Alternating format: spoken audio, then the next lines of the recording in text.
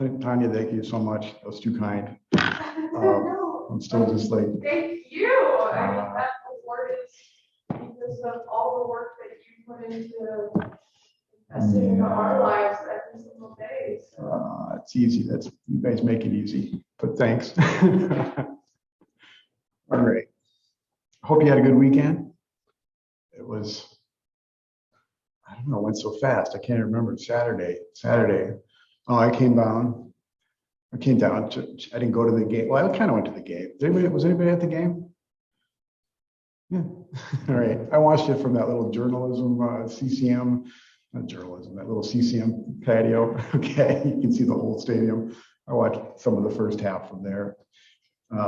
Met up with a colleague for the tailgate ahead of time. And then then I came to my office and I worked Saturday night. So that was what I did Saturday. Yesterday, went for a drive, had a good day. So anyway, hope you had a good weekend and are ready for week 12 here. So there was some chatter that I didn't become aware of on the GroupMe. Boy, was there some chatter on the GroupMe. I was walking this morning. I don't know, that GroupMe app doesn't really do a good job of notifying me. So sorry, I missed all that. And so there was a lot of conversation about Broca's and Wernicke's, which are covered in this chapter. So they're not till later in the chapter, but just since that popped up over the weekend, I thought I would try to answer some of the questions. So today we're going to continue to talk about lateralization and stuff that's happening, particularly on the left and the right hemispheres of cortex. And so, this table lists a whole slew of things that are on the left hemisphere, kind of a little more specialized on the left, and things that are on the right. And I'm going to talk about some of the myths and misunderstandings, but try to tease apart some of the stuff that's bona fide. So yeah, since there was a little bit about Broca's and Wernicke's, I just thought I would try to disentangle that if you guys still needed that to be disentangled. So these are two types of aphasias that are due. Aphasia is an impairment to language, and we specifically refer to these. Well, aphasia is typically used to refer to language deficits that are caused by neurological damage. There could be many other things that cause language deficits. And schizophrenia was brought up in the conversation, and we'll cover schizophrenia in a later chapter.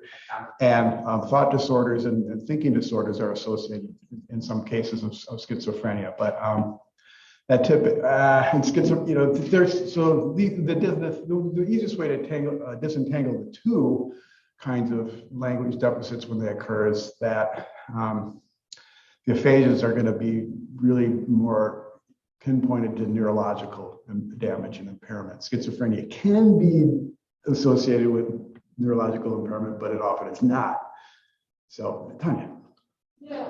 I have a question, and this isn't necessarily about like neurological damage, but I often hear like a lot of people who like of ethnic backgrounds who live here in the United States and have like parents who are like Spanish speaking, Chinese, whatever, and they'll say, yeah, I can understand the language, but I don't know how to speak it.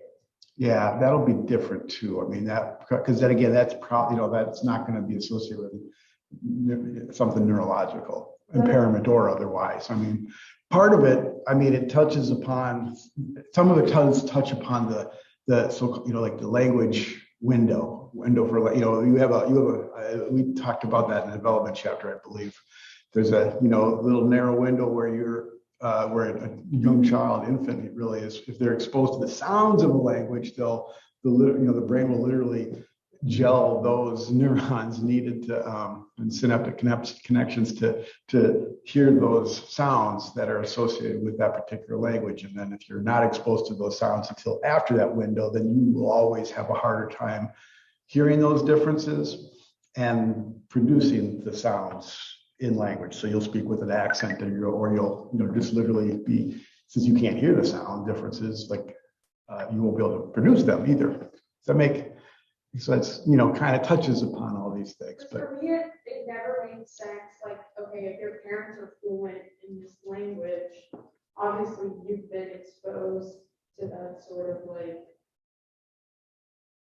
to that sound, or you've been exposed to that environment, how is it that you can like speak it or like speak some of it, but you can't understand what you yourself are saying? Like, Right. It doesn't make sense to me. Right, right. Yeah, I don't have a really good answer to that other than just, I mean, I'm kind of referring more to things that have a physiological, neurological, direct connection that we can point to. And so Broca's and Wernicke's are like the most common and the most clear examples of these. And so I pinpointed here the two areas, we call Broca's area. And it's named for that, again, real quickly, that's named for Paul Broca was a surgeon way back in the 18 whatevers. And he had a patient that had I forget if it was an accident or a gunshot or stroke, or he had damage. And after his death, they didn't buy. So when he was alive and patient of this doctor, all he was known in the literature as TAN, T-A-N, because that's the only sound he could produce. He would, he understood language just fine. So he comprehended everything that was spoken to him, but he lost the ability to speak, except for that, usually just that sort of, and that was an extreme case. So they did an autopsy afterwards and discovered, wow, this whole area was just damaged and gone on the left side. And that ever since then has been named unfortunately we don't even know the guy, I can't remember his name. He's got a name, but he's known as TAN. We don't call it TAN's area. We call it, we name it after Broca, the physician, which doesn't seem terribly fair, but that's white privilege for you. So, and then likewise, Wernicke's area is, after death or an MRI these days, you can determine that someone who has a damage to that area a little further back on the language side. And we're going to talk about the language sides, usually for most of us, it's on the left here, some are on the right. These folks will have and if their Broca's and other areas for producing speech are intact, they'll be able to produce speech. They can still speak, but they've lost the ability to comprehend speech. So this seems to be a really key area for comprehending language. So not only will they not understand it when spoken to, but they will, and since they can still speak often, usually, they will speak unintelligibly. All right. So I have a marvelous example of a person with a pretty high functioning version of Wernicke's aphasia. So okay. Hi Byron, how are you? I'm happy. Are you pretty? You look good. What are you doing today? We stayed with the water over here at the moment and talked with the people for them over there. They're diving for them at the moment. They'll save in the moment. He'll have water very soon for him. With luck for him. So we're on a cruise and we're about to We get to will Juneau. store it right here and they'll save their hands right there for them. And what were we just doing with the iPad? Right at the moment, they don't show a darn thing. With the iPad that we were doing. Like here? I'd like my change for me and change hands for me. It would happen. I would talk with Donna sometimes. We're out with them. Other people are working with them. I'm very happy with them. Good. This girl was very good and happy. And I play golf and hit other trees. We play out with the hands. We save a lot of hands on hold for us, other hands. I don't know what you get, but I talk with a lot of hand for him. Sometime. Am I talk of any more to saying? All right, thank you very much. Thank you very much. I appreciate it, and I hope the world lasts for you. Thank you. It's been a pleasure. Bye-bye. Have a good day. I hope the world lasts for you. That's all I know about that gentleman. I have, just this video. I know nothing more about his case or anything. So, whether or not he's understand, That video with the guy with like the X on his shirt, I watched that video, and it is also a great example of patients. Oh, okay. I highly recommend watching that. Okay. And they don't specify what kind of patient they have, but anyway, it's like in a picture of a support group, and so each of them talk about their experiences and that kind of thing. Oh, okay. I'll check that out. The one on the red shirt. I've also done one with the red shirt, but I've also done the X on the shirt with all people, because most of them have a facial stroke. Okay. All right. Yeah, I'll check those out. So back to the guy we saw this video. I think he has. I can't. I have no idea if he understands the questions and comments that are being said to him. Because his answers make absolutely no sense, and they have nothing whatsoever to do with the questions at hand. He doesn't look confused or puzzled, and he seems to be in great spirits. And whether or not he golfs or not, I don't know, but it's a good chance he golfs and enjoys that, and maybe hits balls up in the trees. I don't know. So sometimes he gets kind of close to like meaning, and that ending. I just love that last sentence. I hope the world lasts for you. Yeah. If someone has an and they like sign instead of speak, would their signing be? I don't. Yeah, I was just thinking about that too. So both. Yeah, and these areas are also they're they're not just for producing and understanding spoken language, but so yeah, sign language would be affected, and reading. It's language altogether is going to be greatly affected by these areas. Reading, writing, signing. Yeah, Any sort of. that's my understanding. Yeah, Jenny. Sorry, I don't mean to keep talking, but because I was so focused on all of this, I actually feel my background in ASL, right? I was wondering, could they instead use ASL to help them get the language across? So there's a few studies that have people who are deaf, once they have a stroke or something that causes them aphasia, they won't be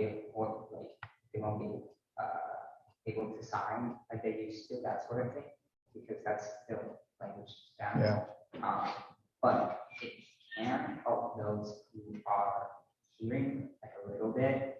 Same thing with like gestures and like cards, stuff like that. Yeah. And all of these things are going to be on a continuum too. Language of comprehension and use is going to be on a continuum, and large, depending on how much area is damaged and how many connections still remain. So somebody could have a touch of Wernicke's or a touch of Broca's aphasia. It doesn't have to, it's not all or nothing kind of phenomenon. You listen to some people talk, and maybe me, maybe my lectures sound like, what have you got, Wernicke's? I'm joking. I don't think I have it, but some people might be on you could certainly be on a continuum here. Okay, so anyway, this was this just because that was brought up on the group me. I kind of wanted to jump ahead. Those two things are covered later in the chapter a bit. So, and I typically, often, if you notice, I often don't cover the disorders in some of these chapters. Partly because they're at the end and we just seem to run out of steam. But I also I don't know. You have to pick and choose what to cover, and sometimes I don't often get to the disorders. Yeah, no. All right. So it seems to be making sense to him what he was saying. I'm sorry. Did it make sense to him what he was saying? Ooh, I don't know. I suspect no, it wouldn't. No. I mean, I don't know his case, but I'm just gonna get they like in a full-blown case of Wernicke's, comprehension is just gone. So it's like, and again, it can be on a continuum. So bits and pieces might land and stick with some. I mean, some might have still some connections and some tissue still left, and but if you, yeah, does that make sense?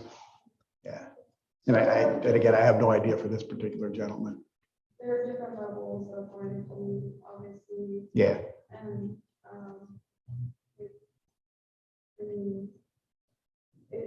it did look like he was telling a story, or was like trying to tell some sort of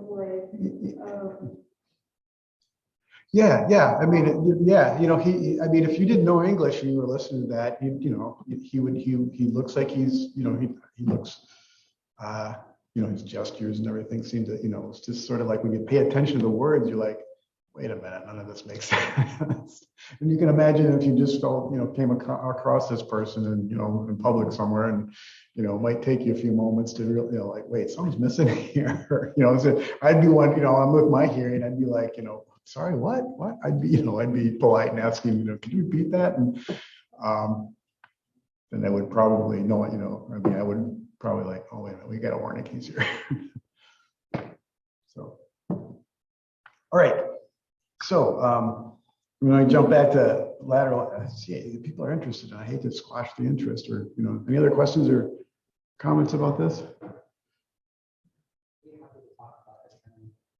I've been, hyperfixating on for a while now, and maybe have the difference between what we call word salad, which is schizophrenia, and aphasia is kind of like the pathology. I'm sorry? Like it's the pathology, like one's due to brain damage and one's disorder. Aphasia is usually stroke or other kind of. Yeah. Yeah, there's multiple things that can impact language. I mean, language is super complex and it's distributed all over in cortex and memory, and then motor movements, and, producing speech, however you're doing it, verbally, written, sign language, gestures, facial expressions, just the delivery of communication is so multifaceted that all kinds of influences. And so some are going to be, when they're neurological, we can point to that and say, this must, stroke or damage here, lack of development in this area will be a clear cause. And sometimes those are not, sometimes you can't find, neurological damage, but yet there's still a deficit. So the wonders of the brain. Yeah. All right. So anyway, lateralization. What is it? Why is it?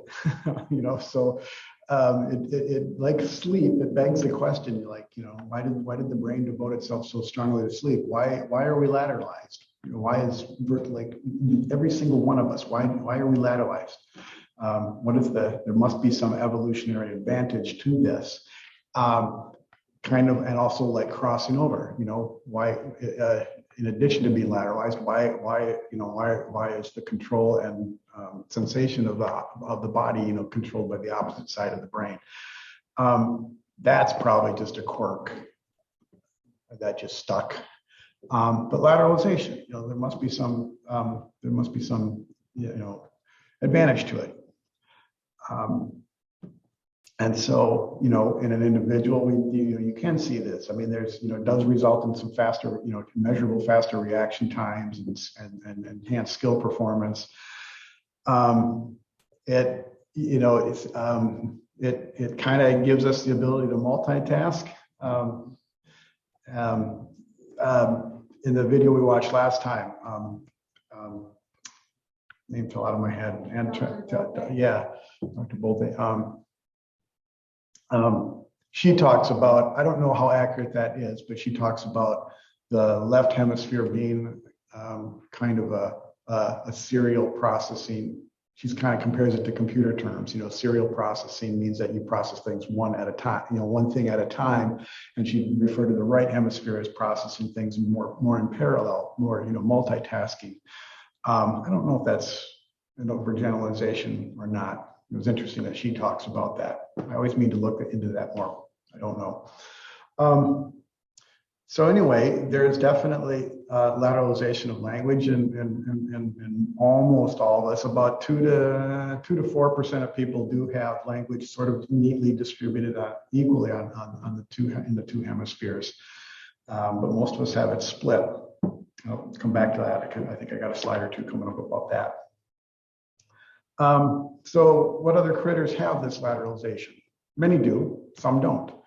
And it's more common among social species. So that sort of, when you see that it's common among social species, is that just, well, we just are an example of social species? Is that just, again, just an evolutionary quirk, or is there something about it that has more, that's adaptive to a social species?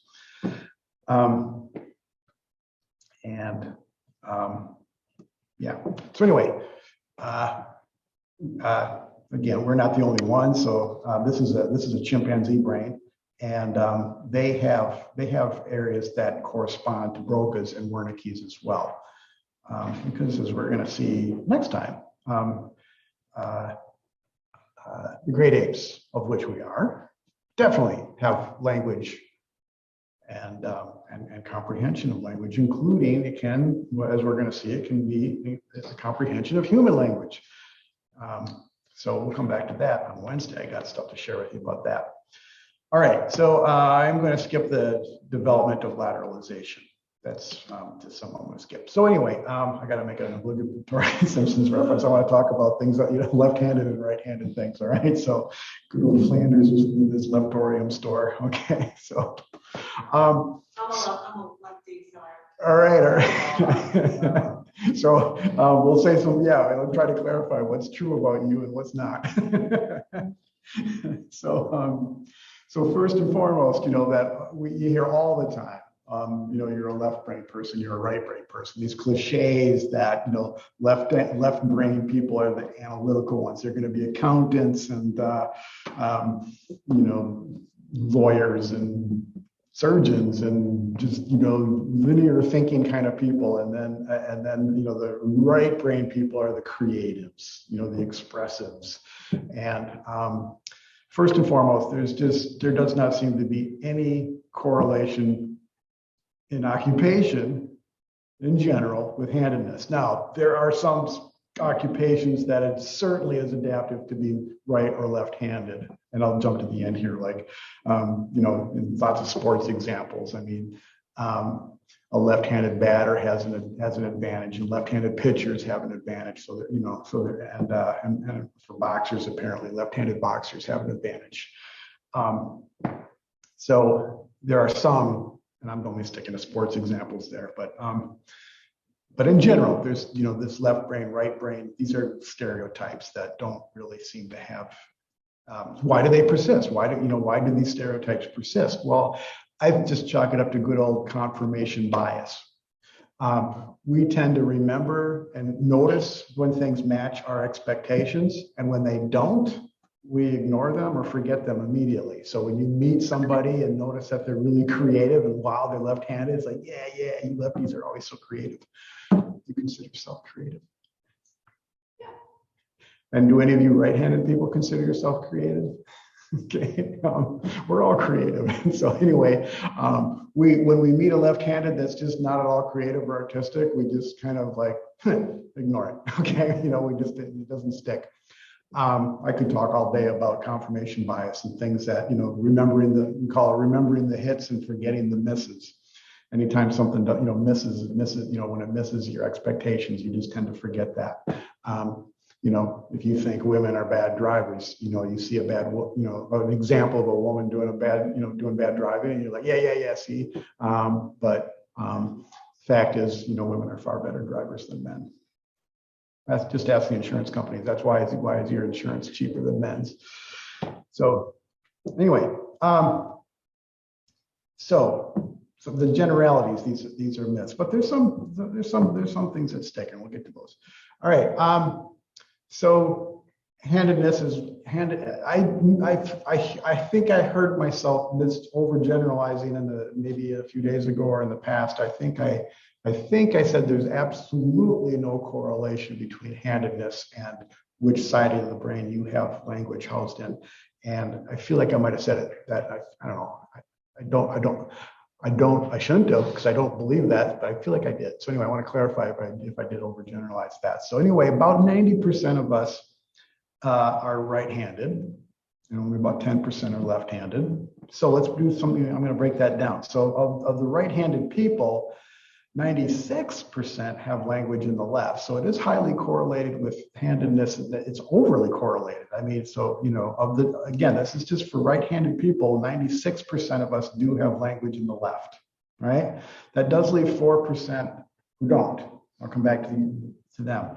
And then of the 10% who are left-handed, just this is where it gets kind of weird. Like, well, why? Only 70% of them have language in the right. Okay, in the opposite side.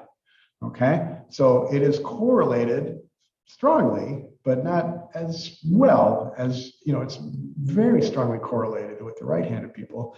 And 70% is a strong correlation, but only 70. So hold on a sec. So 30%, that leaves 30% of lefties that have language.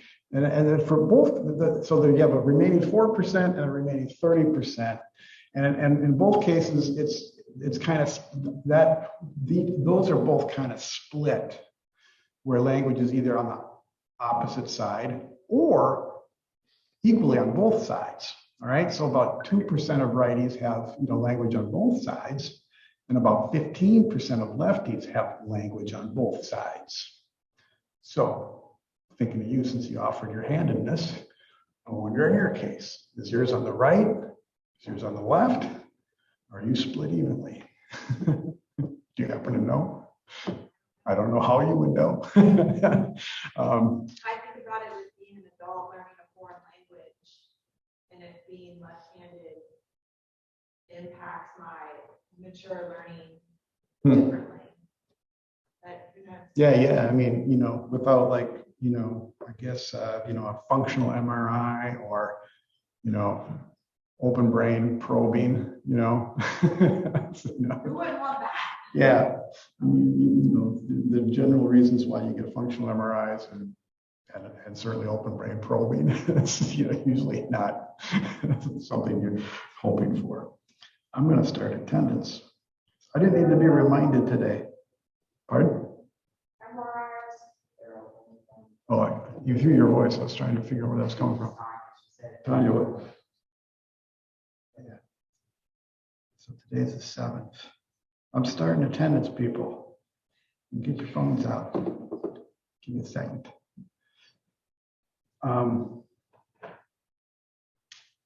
Yeah.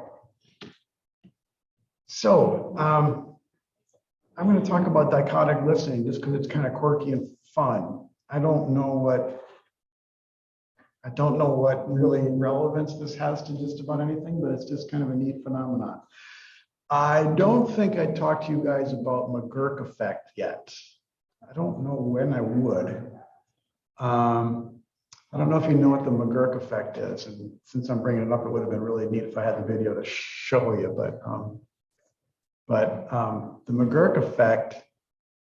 I'm not going to talk about the McGurk effect. It just reminds me of the McGurk effect. It doesn't really have anything to do with it. But what? Huh? What's right up there?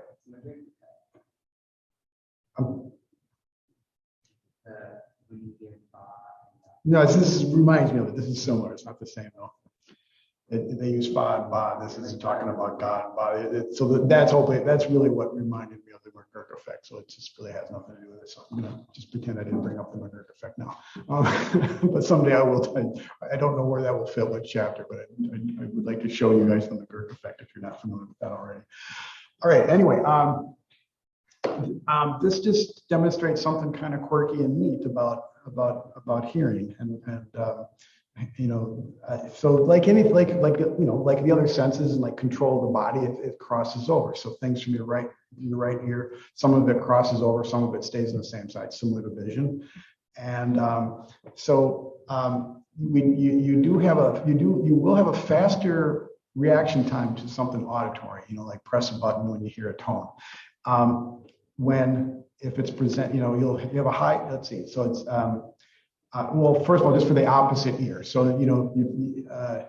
and then the hand. Okay. So, I mean, if you're going to press a button with either your left or your right hand, and then you have a tone go to either the left or the right ear. Auditory information is going to be processed on both sides. So when you play something, the tone in the right ear, it's going to get processed in both hemispheres, but you're going to have a faster reaction time on the opposite side. Now, why is that? Simple. Okay.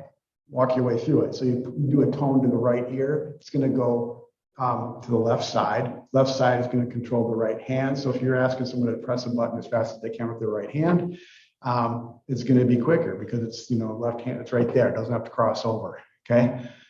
It would be the opposite if you asked them to do it with their left hand. All right, left hand's controlled by the right, so there's going to be a little bit of a sluggish delay while it goes to the right side. That has to transfer corpus callosum over to the right side, to the right hemisphere, which controls the left hand, and then they finally press the button with their left hand. So anyway, you get a faster reaction time if you're pressing with that hand controlled by that side on the opposite side. All right, so anyway, this dichotic listening though gets kind of fun. All right, so like I like the graphics from this book. You just walk through them carefully. So the first example, if you present a syllable to the right ear alone, so you have ga coming into the right ear. You're looking at the back of a head here. Sometimes you remember, when you're looking at a brains, it's like, is that the right or the left side? So we're pretending we're looking from the back side. All right, I know that because here's the fold of the back of the head, right? Okay, so anyway, this is the right side. So you present ga in the right ear only.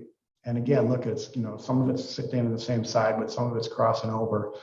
And you ask them what they heard and they're going to say, ga, okay? Now this is going to be, we're going to just assume this is somebody with language over here on the left, like, the majority of people do, even left-handers.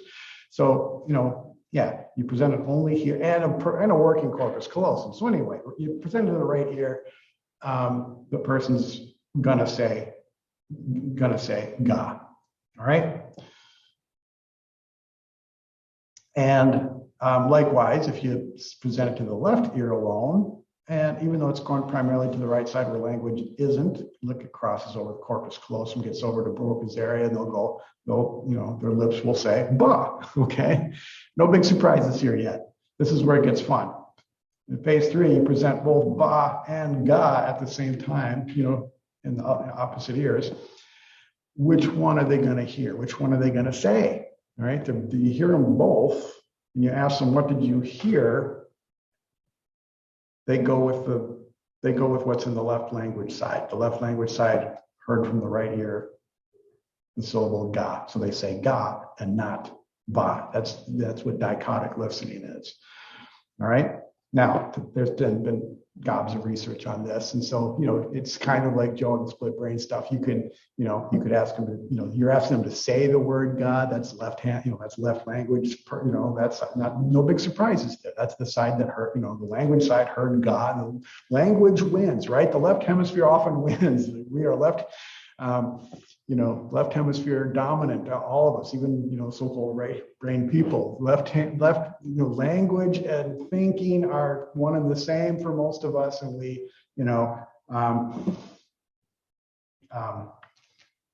left hemisphere is going to win if language is over there on the right. All bets are off with language being over the other side. Just found a way that you can test yourself. Okay, you could at least find out where your language center is more likely to be. Do a bunch of Baga kind of trials and see what you hear, what you say, based on which side heard what. Okay, so that's what dichotic listening is. Now again, I just gave one practical usage of this. It could be used to determine which side is the language side. So anyway. It's just kind of a fun fact. All right, back to other fun facts about lateralization, and now let's jump in and talk about emotion. I touched upon this already when I showed you these pictures. You guys, if you were here, know the story here.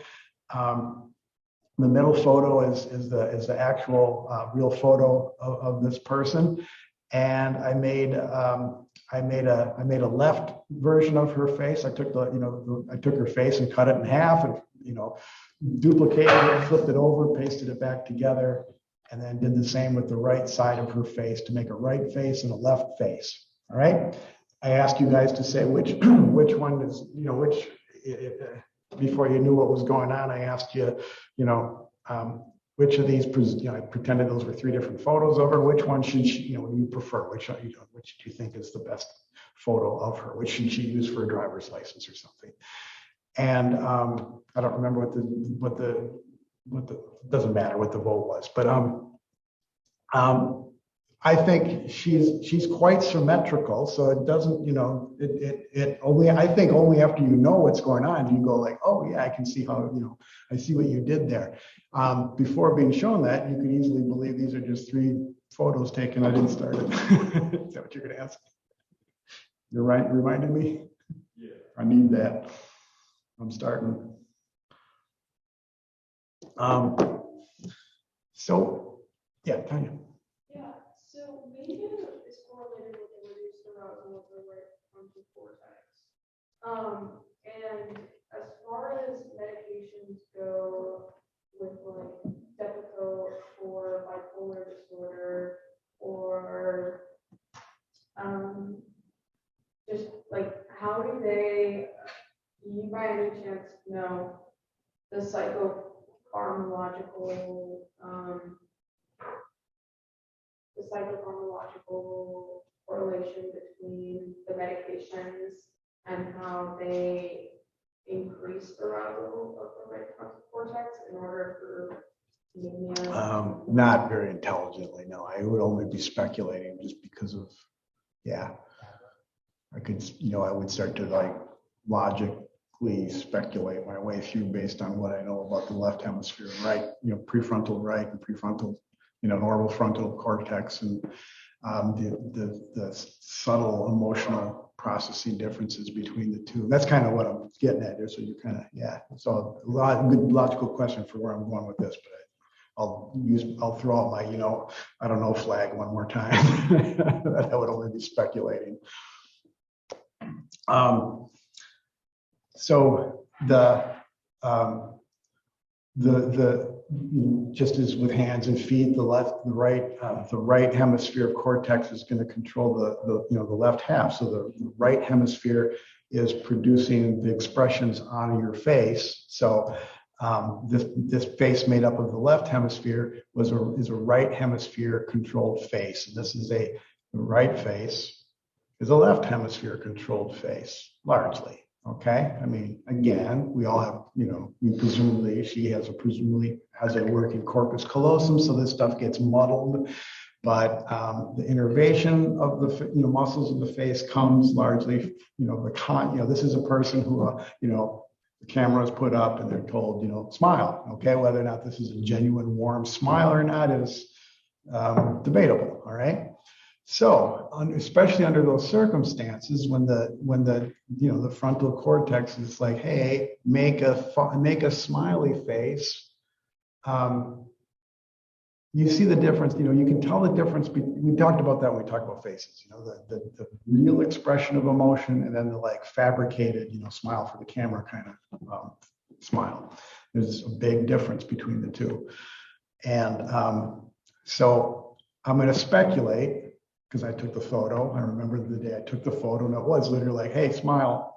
And, it's a friend. So there's a friendliness there. So I think there was some genuine happiness being displayed there, but it was a cheesy smile. So anyway, long story short, this is her right hemisphere putting together the cheesy smile. I think that's a cheesier looking smile than this one is.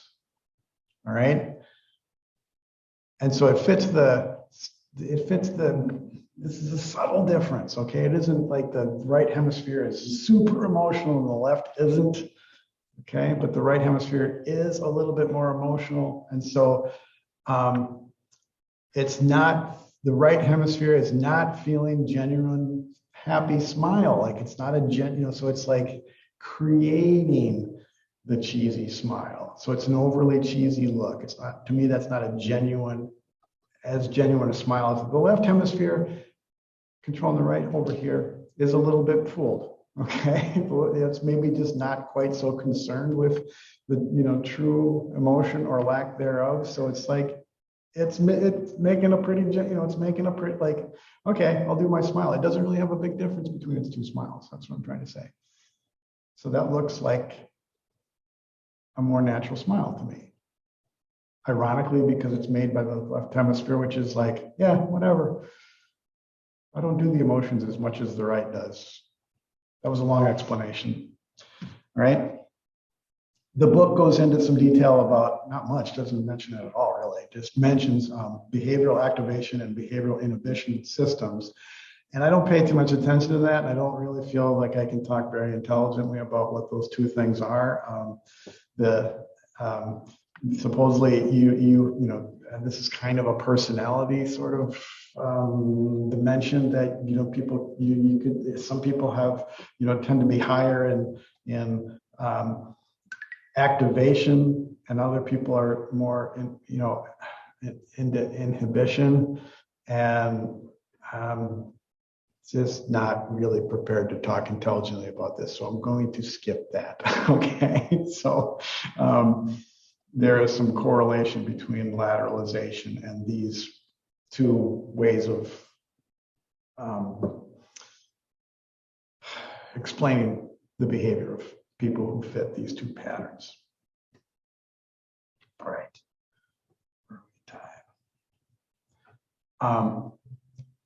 This is as far as I wanted to get today. So this, you know, end with talking about lateralization and musical abilities. Okay, so this gets fun, especially if you're musical. If you're, I think anybody enjoys music. Then there's people who can do music, and then there's so I'm not talking about enjoying music, which that's my category. I'm all about music, but I'm not musical. I don't sing. I don't play anything. I don't have musical training. I didn't learn how to, you know, I don't know the mechanics of music at all. So I'm not talking about that. I am kind of talking about, you know, ability, musical ability, right? So and it's kind of related to, I never know if I should look up how to pronounce it. If that's prosody or prosody. I don't know how to pronounce that word. This only has peripherally to do with musical ability. But anyway, language has a sing-song nature to it. Some people.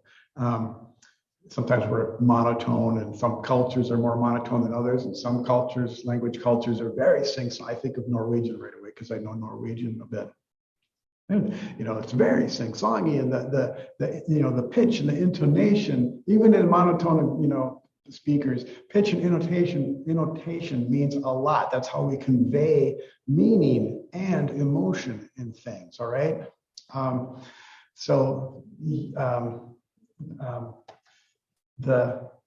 We have a left ear, therefore right hemisphere advantage in determining emotional tone for things. All right. And that's just a reminder. When we were talking about dichotic listening, I was going to make one other point that I completely forgot to make. And I was going to ask you guys to think about, you tend to be left-handed or right-handed, right-footed or left-footed. Do you tend to be do you think of yourself as right-eared or left-eared? Do you have a preference for listening? Like when you pick up a phone, when you hold a phone to your face, do you have a preference on which side you put the phone on? I definitely did. I always and only put a phone to my right ear. I mean, it was just, and like the few times when I would have, and this changed when I think I told you my story about my brain tumor, and I lost most of the hearing in my right ear. So I can't, you know, that was partly how I did, you know, found out I had, you know, hearing disability. It snuck up on me. I didn't even realize I had it. And I literally never put the phone on my left ear. And I had, you know, I discovered it with a cell phone. I finally, for one reason or another, put the phone on my left ear and realized, like, holy shit, this phone sounds great. I just always thought phones suck. Cell phones always suck, you know, because, and early ones did, but I didn't realize I was losing hearing in my right ear. So it just sounded like shit. Okay. I was like, yeah, these phones suck. And I finally put it on my right ear, my left ear. And I was like, oh my God, it's not the phone, it's my ear. That's how I discovered I had a hearing loss. So anyway, why, you know, some of you raised your hand in agreement. Why do you have a preference? It's because of this kind of wiring that I'm talking about. That I did, you know, part of it's just habit. You know, I just always put the phone on that ear. But I also just, you know, like the few times before, you know, when I would listen with my left, I just felt like I had trouble following the conversation more when it was on the left. I don't know, that ear in the brain, that ear in the brain connection just didn't work as well. It just didn't. I just could literally, you know, tell a difference between my comprehension of spoken language in my left ear. And I'll never know, like now that I always have to use my left ear, has that doing, have I compensated adequately with that or not? So anyway, you have a preference. Most of us do have a preference for we're left or we are right-eared. And back to the sing-song nature of this, you're for most of us, the left ear, therefore the right hemisphere does have more, because again, the right hemisphere does have that sort of like quirky advantage in emotion. So it's better at determining the emotion that is being expressed in the pitch and intonation of words. Okay. And with like 30 seconds, I don't have enough time to talk about musical ability. So I think I'll just stop there. All right. Okay. Thank you, Tanya, your goal. So, guys, thank you for this. Made my day. You guys have a good rest of yours, and look forward to seeing you on Wednesday. So Wednesday, I'm gonna share with you some stuff that's not in the text. We're gonna go. I'll share with you some language use in bonobo chimps. I think you'll enjoy that. See you then.